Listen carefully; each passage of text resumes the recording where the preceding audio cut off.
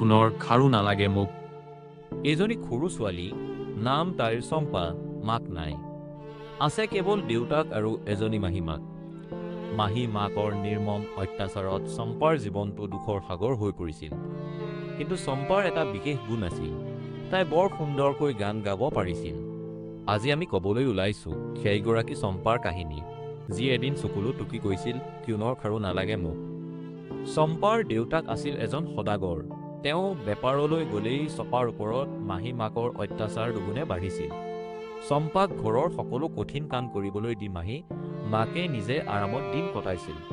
এদিন চম্পাই পথাৰত গৰু চৰাবলৈ যাওঁতে বনৰীয়া ফুলৰ মালা পিন্ধি গান গাই আছিল।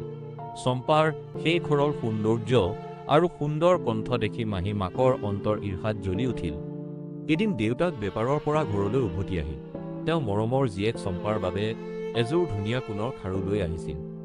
কিন্তু কুটিল মাকে চম্পাক সেই খাৰু পিন্ধিবলৈ নিদিলে। ওলোটাই চম্পাক এন্ধাৰ কোঠাত আবদ্ধ কৰি ৰাখি তেওঁ দেউতাকক মিছা কথা ক'লে যে চম্পাই খাৰুযোৰ কৰবাত হেৰুৱাই পেলালে।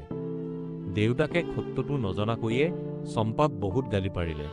চম্পাই হুক হুকাই কান্দি নদীৰ পাৰলৈ গৈ গাবলৈ ধৰিলে, সোণৰ খাৰু নালাগে মোক দেউতা, নালাগে মোক সোণৰ খাৰু, মোক মাথো তোমাৰ মৰমখিনি লাগে।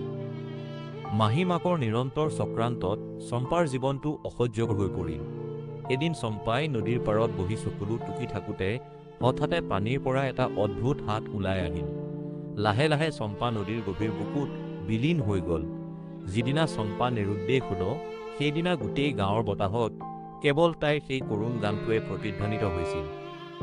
চম্পাক চিৰকাললৈ হেৰুৱাই দেউতাকৰ চকু মুকলি হ'ল। তেওঁ বুজি পালে যে সোণৰ খাৰুতকৈ সন্তানৰ মৰম বহু বেছি মূল্যৱান আছিল।